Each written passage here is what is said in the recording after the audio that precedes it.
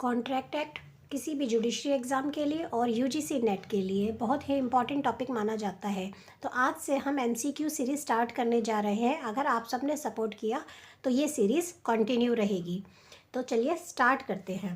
Question number 1, which of the following is not essential to convert an agreement into a contract.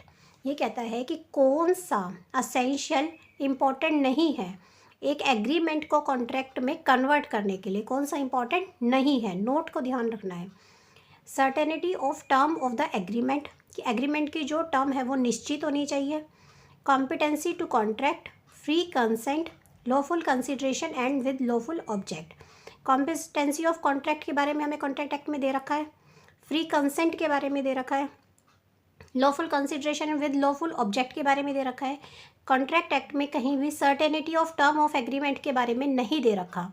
ये contract के essential elements में से नहीं है। तो आंसर क्या हो जाएगा? Certainty of term of contract. In Indian contract act 1872 contract has been defined under, कहाँ डिफाइन किया गया है कॉन्ट्रैक्ट वर्ड? सेक्शन 2H में डिफाइन किया गया है। Under section 25 of Indian contract act, ordinary an agreement without consideration is, एक एग्रीमेंट विदाउट कंसिडरेशन क्या होता है? वॉइड होता है। सेक्शन 25 हमें बताता है। Due to mistake as to the law in force in India the contract is, हमने ये पहले पढ़ भी चुके हैं कि अगर मिस्टेक ऑफ लॉ होती है तो जो हमारा कॉन्ट्रैक्ट है इंडिया में वो कॉन्ट्रैक्ट वैलिड रहता है। क्यों? कोई भी कंट्री अपने सिटीजन से ये अज्यूम करती है कि उसे अपनी कंट्री के लॉ के बारे में पता होना चाहिए। इसीलिए अगर लॉ की मिस्टेक होती है तो हमारा कॉन्ट्रैक्ट हमेशा वैलिड रहेगा।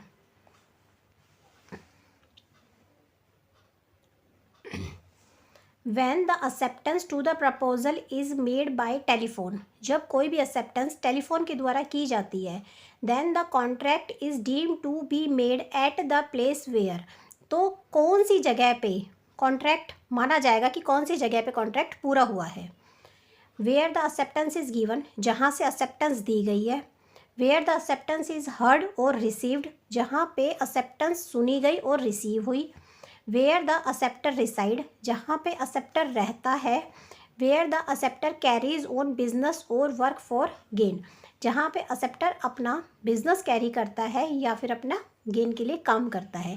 कौन सी जगह पे ये माना जाएगा कि कॉन्ट्रैक्ट पूरा हुआ है?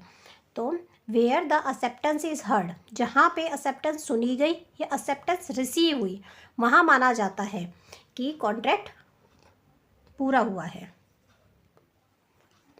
आ काउंटर ऑफर इज, एक काउंटर ऑफर क्या होता है? A rejection of the original offer, a rejection of the original acceptance, a bargain, an invitation to offer, an acceptance to offer.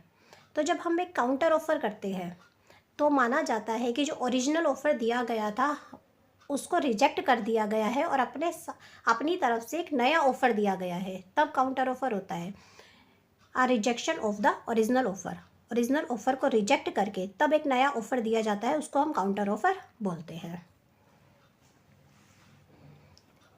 Illegality render a contract, अगर किसी भी contract में illegality है, illegal है, तो कॉन्ट्रैक्ट कैसा माना जाता है? कॉन्ट्रैक्ट वॉइड माना जाता है।